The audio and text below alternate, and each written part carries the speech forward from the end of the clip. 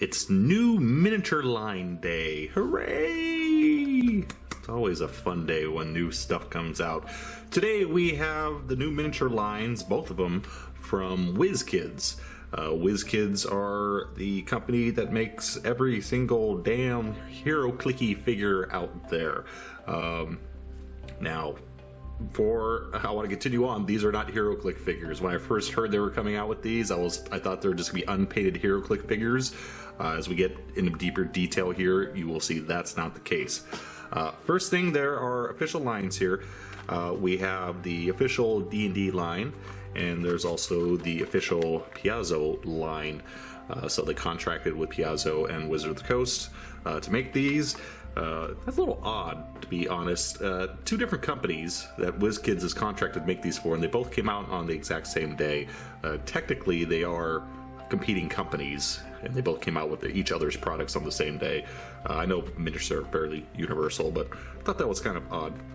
But I have a selection of 6 here. There's 20 or 30 in the line. I didn't count exactly how many.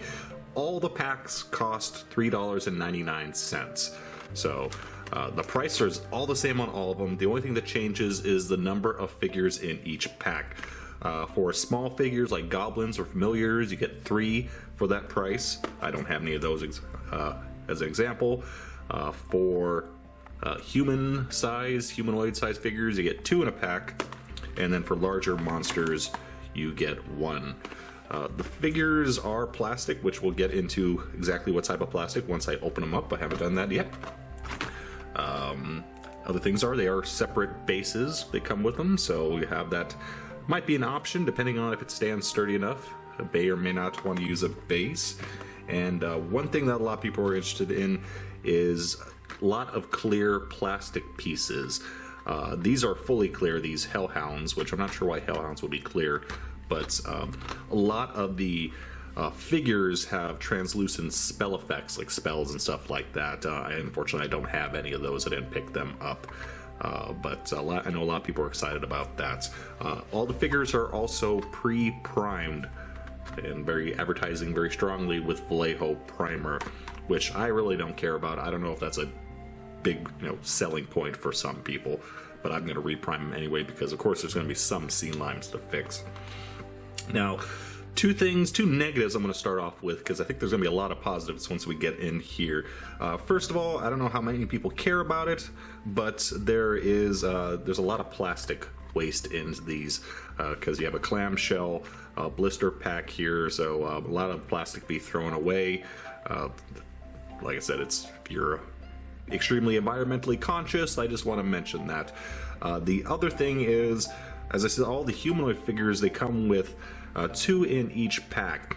And the one thing I don't like is you have the exact same figure essentially in each pack. So this is the human female paladin. I have 2 human female paladins in here. Not sure why they package things that way. You would think like doing a male and a female in the same package would be more desirable, because what player character is going to go out there and say, I need 2 dwarf male mages, or I need 2 human female paladins? You're only going to want 1.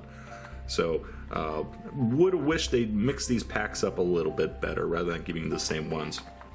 But ones I have here, I got the Displacer Beast, I got the Troll, got the Mind Flayers, which I'm very excited about. Look a little odd for Mind Flayers, but not too many Mind Flayer figures out there. Bugbears, Hellhounds, and Female Paladin. Alright, let me open these up and let's take a closer look. Okay, now we're going to show you the good parts of these miniatures. As I said before, I thought these were just going to be HeroClick quality figures. Definitely not. These are very high quality, and when you consider the fact that these figures are only $2 a pop, essentially, for the humanoids, it's quite amazing. Just giving you a quick view of some of them here. There are seam lines which will have to be fixed. Like there's a nice strong one going all the way down here, so you will have to trim that off, and one around here. Seam lines are, yeah, not horrible. Ooh, there's a gap there because they didn't glue it on correctly, so they're not that great. What else can I show you? Oh, let me just show you this one here. There's another one here as well going around. So there is definitely cleanup work. But what stands out, what I really noticed, first of all, look at the chainmail on the bugbear here. All those individual extremely tiny details. Obviously, the biggest competitor for these is going to be Reaper Bones. This is 20 times better than Reaper Bones. Not only is it now cheaper than Reaper Bones, but the quality is so much higher. There's no way you can do this with Reaper Bones. The material is too soft. So there's some great detail put into these.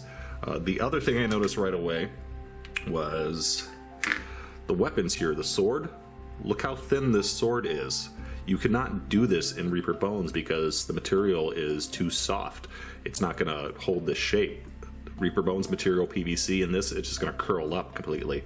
The packaging, as I mentioned, was a bit excessive, but that's necessary to keep all these delicate little parts in shape, because there is some bending to these. And the plastic itself, it's definitely harder than Reaper Bones. That's why it's holding detail better. Plastic is, it's a medium density. I can't really compare it to anything in particular. Something between most board game miniatures and bones is the best way I can describe it to make it sound familiar to you. But yeah, some of the quality here is pretty damn amazing. I'm just checking for finer details here.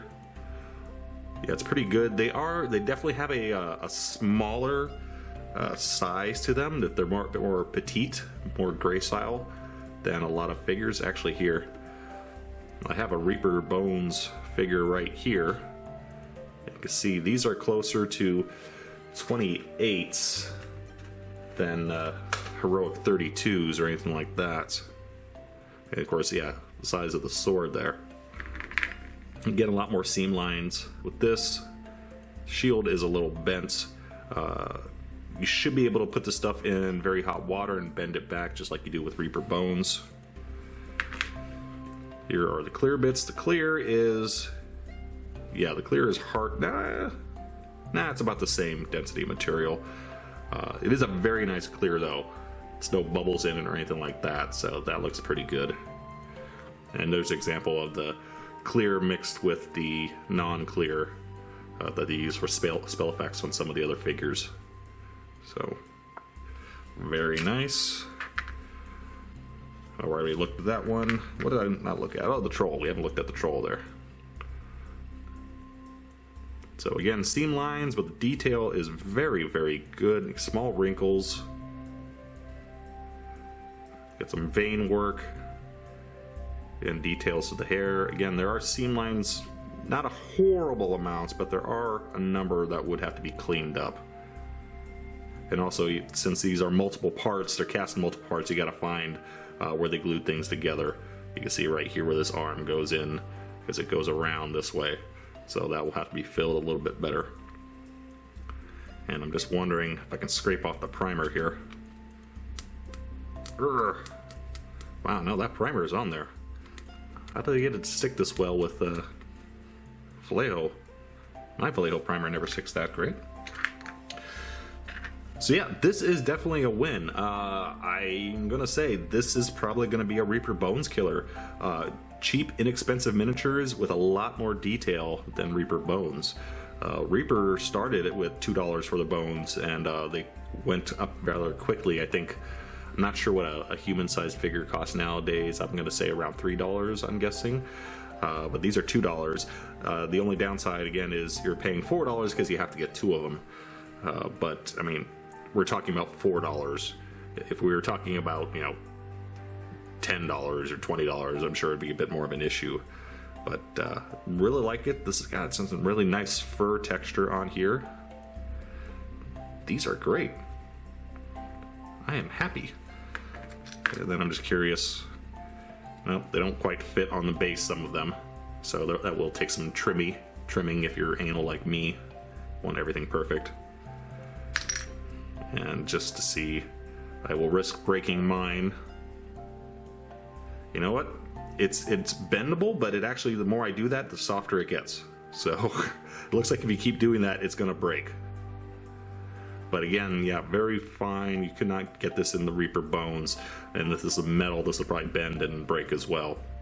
So yeah, some very, very fine weaponry. So I really like the monsters. The figures, this one's okay. This one I'm not liking as much, mainly because I can't figure out her face. I don't know how well you can get in there and see that, but I can't figure out if she's wearing a mask or if that's her face. It looks like she has a helmet with a chin strap. I'm not entirely sure. A wash, maybe it'll pick that out a little bit better. And also some of her other stuff here on her belt, I'm not exactly sure what that is. So this particular one here, the detail looks a bit soft.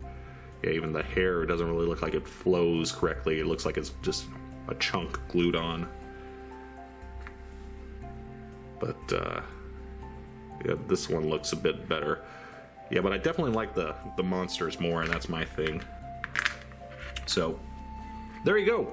Quick look at whatever these were called, Nolzur's Marvelous Miniatures and Deep Cuts from Privateer Press.